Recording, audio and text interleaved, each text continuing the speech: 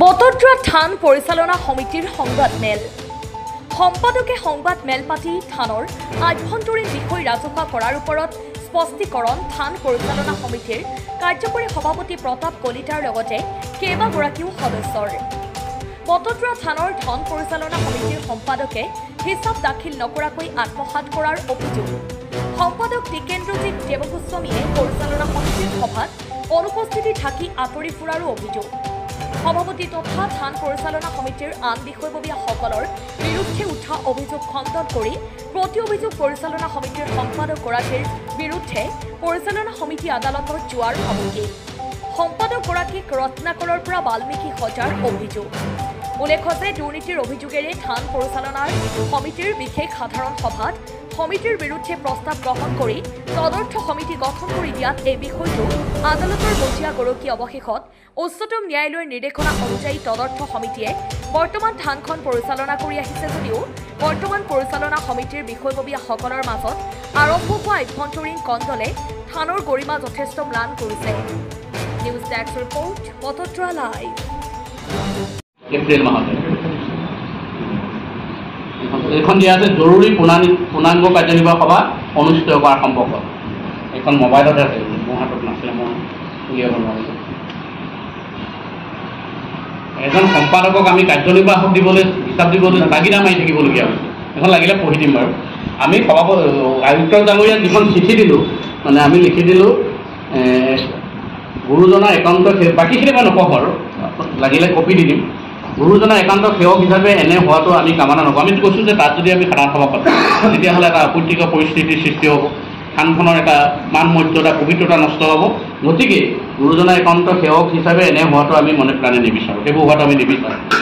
সেয়েহে এনে পৰিস্থিতিত আমি মাননীয় আয়ুক্ত মহোদয়ক অনুৰোধ জনাওঁ যে বটদ্ৰা থানৰ পৰিচালনা সমিতিৰ সাধাৰণ সভাখন প্ৰশাসনৰ জৰিয়তে অনুষ্ঠিত কৰি থানখনৰ পবিত্ৰতা আৰু মৰ্যাদা ৰক্ষা কৰে। আমি দায়িত্বত থকা সময়ৰ পৰিচালনা সমিতিৰ খৰচৰ সম্পূৰ্ণ হিচাপ কাৰ্যনিৰ্বাহকৰ আলোচনা মৰ্মে অনুমোদন কৰি CAৰ জৰিয়তে এই অডিট কৰাই আপোনাক হাতত জমা দিম। এই কথাটো আমি আয়ুক্ত ডাঙৰীয়াক কৈ আহিছোঁ। এইটো দিছোঁ 25/6।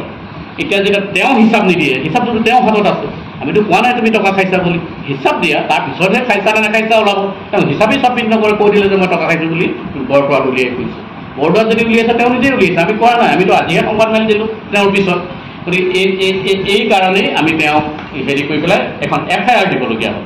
কাৰণ আমি আমাৰ এডভোকেটৰ লগত কথা পাতিছোঁ যে এতিয়া যদি তেওঁ হিচাপ নিদিয়ে, সাধাৰণ সভা যদি DC চাহাবে বা প্ৰশাসনে সাধাৰণ সভা পাতে, সাধাৰণ সভা পাতিলেওতো আমাক ক'ব আপোনালোকৰ হিচাপ দিয়ক।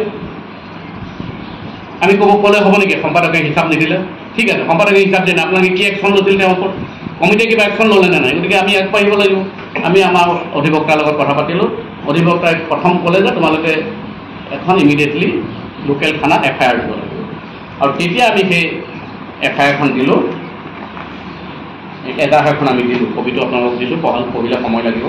আৰু ইয়াত এখন দিছোঁ আমি 8/7 দিছোঁ। ইয়াত কিন্তু আমি তেওঁ টকা খাইছে বুলি লিখা নাই। আমি ইয়াত লিখিছোঁ দাখিল মানে 3 মাহে হিচাপ কৰিব লাগে, দিব লাগে, আৰু আপুনি বিভিন্ন অজুহাত দেখুৱাই হিচাপ দিয়া নাছিল। আজি 3 মাহ ধৰি আপুনি কাৰ্যনিৰ্বাহকৰ পৰা আঁতৰি পৰিছে। মোকে আদি কৰি সভাপতিহে আমাৰ সভাপতিয়ে দিছে, আদি কৰি কাৰ্যনিৰ্বাহকৰ কোনো সদস্যই টেলিফোন আদিতো তেওঁ নোপোৱা হ'ল। আমি নাপাওঁ, ফোন নধৰে তেওঁ। উপায়ন্ত হৈ আমি তেওঁলৈ কেইবাখনো পত্ৰ প্ৰেৰণ কৰিলোঁ, তাৰপিছতো তেওঁ হিচাপ দাখিলৰ ব্যৱস্থা নল'লে। আমি তেওঁক পইচা খাইছে বুলি কোৱা নাই, আমি হিচাপ দাখিল কৰা নাই বুলি কৈছোঁ। শ্ৰী বটদ্ৰা থান পৰিচালনা সমিতিৰ ত্ৰৈবাৰ্ষিক সাধাৰণ সভাত আমি হিচাপ দাখিল কৰিব লাগে যদিও সাধাৰণ সম্পাদক টিকেন্দ্ৰজিৎ দেৱগোস্বামী পলায়নবাদী মনোভাৱৰ বাবে আমি এই কামত আগবাঢ়িব পৰা নাই। এজাহাৰকাৰী সন্দেহ হৈছে, আমি তেতিয়া সন্দেহ কৰিছোঁ কিয় তুমি হিচাপ নিদিয়া? ডেফিনেটলি কিবা এটা থাকিব লাগিব। এজাহাৰকাৰী সন্দেহ হৈছে যে সাধাৰণ সম্পাদক টিকেন্দ্ৰজিৎ দেৱগোস্বামীয়ে সংবিধানৰ নিয়মাৱলী ভংগ কৰি বেআইনীভাৱে বৃহৎ পৰিমাণৰ প্ৰণামী ধন আত্মসাৎ কৰিছে। গতিকে টিকেন্দ্ৰজিৎ দেৱগোস্বামীৰ ওপৰত বটদ্ৰা থানৰ ধন আত্মসাৎ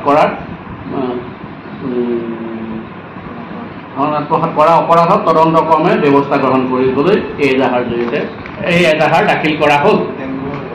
আমি বেংকৰ একাউণ্ট নম্বৰটো এইটো হেৰিয়ত দি দিছোঁ, এইখন মই লিখা নহ'ল, একাউণ্ট নম্বৰটো পৰা লিখি দিম। আমি OCক দি দিছিলোঁ। একাউণ্ট নম্বৰটো কিয় দিছিলোঁ? আজিকালি বেংকত এটা নিয়ম আহিব, মোৰ একাউণ্টৰ ষ্টেটমেণ্ট বিচাৰিলে আপোনালোকক নিদিব, আপোনালোকৰ একাউণ্টৰ ষ্টেটমেণ্ট আমি বিচাৰিলে নিদিম। মানে একদম একাউণ্ট চহী থকা হোল্ডাৰজনে চহী কৰি দৰখাস্ত দিব লাগিব যে আমাক ষ্টেটমেণ্ট লাগে।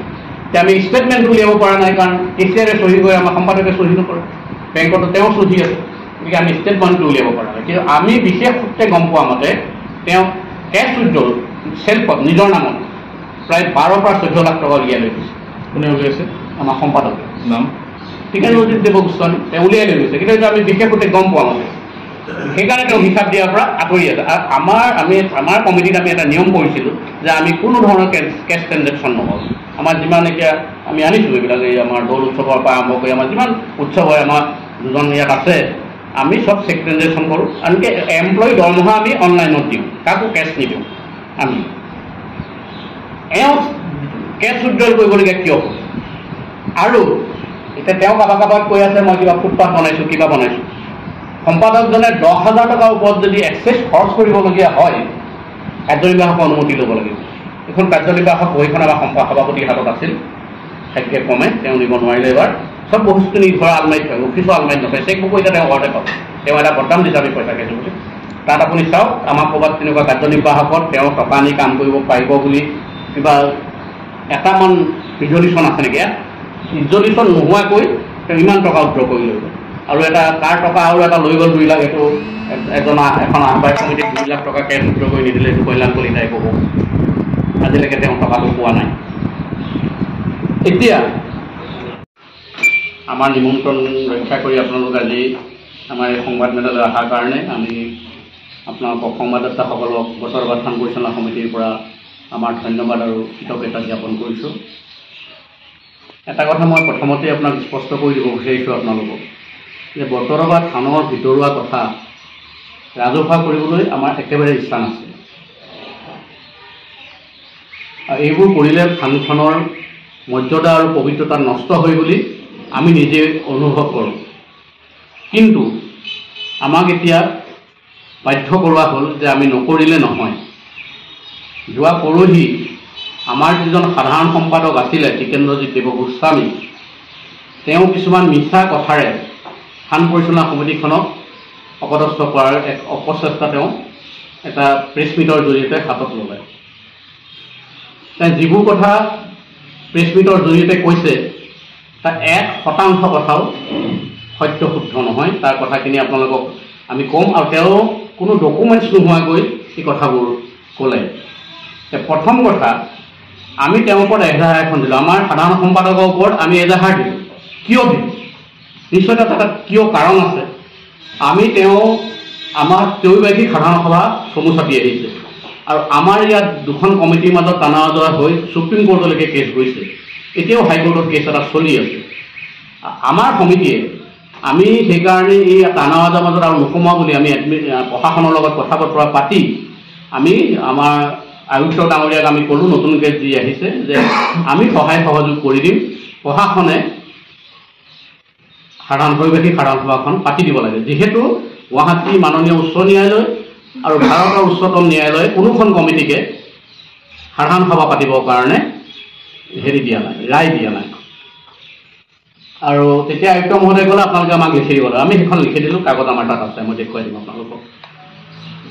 তাৰপিছতো তেওঁলোকে গুৱাহাটী উচ্চ ন্যায়ালয়ত আৰু এটা গোচৰ কৰিছে, আৰু সেইটো কোন তাৰিখলৈ সেই গোচৰটো আছে। এতিয়া সেইটো মই ক'ম, কিন্তু এতিয়া তেওঁৰ ওপৰত আমি এজাহাৰ দিলোঁ। আপোনালোকক এজাহাৰ কপি মই 2টা দিছোঁ।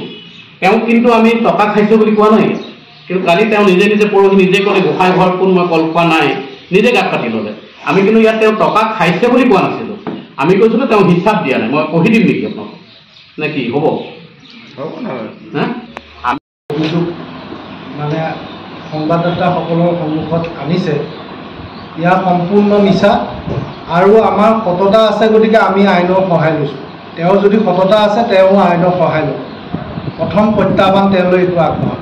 আৰু ইয়াৰ বাবে যদি দোষী আমি হওঁ, আইনে আমাক শাস্তি দিব, আৰু দোষী যদি তেওঁ হয় তেওঁ নিজে শাস্তি মূৰ পাতি ল'ব লাগিব। আৰু থানৰ যি অৰিহণাৰ পইচা তেওঁ যেনেকৈ খৰচ কৰিলে তাৰ সম্পূৰ্ণ পাই হিচাপ তেওঁ দিব লাগিব। তেওঁ পলাই ফুৰিছে, তেওঁ কাৰ্যনিৰ্বাহক নিদিয়াকৈ আজি 9 মাহ তেওঁ কাৰ্যনিৰ্বাহক দিলেও তাত উপস্থিত নাথাকে, আৰু তেওঁ নিদিয়েও গতিকে আমি হিচাপ দাখিল কৰিব পৰা নাই। তেওঁ আমাৰ হিচাপত তেওঁ সেলফ এণ্ড ইয়ৰ সেলফত তেওঁ প্ৰায় 12 পৰা 14 লাখ টকা বেংকৰ পৰা তেওঁ উঠাইছে। উঠাই ক'ত খৰচ কৰিলে এইখিনি কোনো হিচাপ দিয়া নাই। আৰু যোৱা দৌল উৎসৱত মোক সাংস্কৃতিক বিভাগৰ আহ্বায়ক দিছিল, এখন উপ সমিতি আছিল, আমি বাজেট দাখিল কৰিছিলোঁ। বাজেট মতে সম্পূৰ্ণ টকা মই আজিও নাপালোঁ। সেই সময়ত সম্পাদকক টকা বিচাৰোঁতে তেওঁ পিছত গম পালোঁ টকা তেওঁ উঠাই আনিলে। উঠাই অনাৰ পিছতো তেওঁ টকা মোক নিদিয়াৰ ফলত মই লোকৰ পৰা ধাৰ ঋণ কৰি শ্ৰী বটৰবা থান পৰিচালনা সমিতিৰ মান মৰ্যাদা ৰাখি সেইসমূহ যিসমূহ আমন্ত্ৰিত দল আছিল দলসমূহক মই বিদায় দিছোঁ। আজিও মই টকা প্ৰায় 2.5-3 লাখ টকা আজিও পাবলৈ থাকিল, কিন্তু তেওঁ হিচাপ দাখিল কৰাৰ পিছতো আজিলৈকে তেওঁ মোক সেই টকা ঘূৰাই নিদিলে।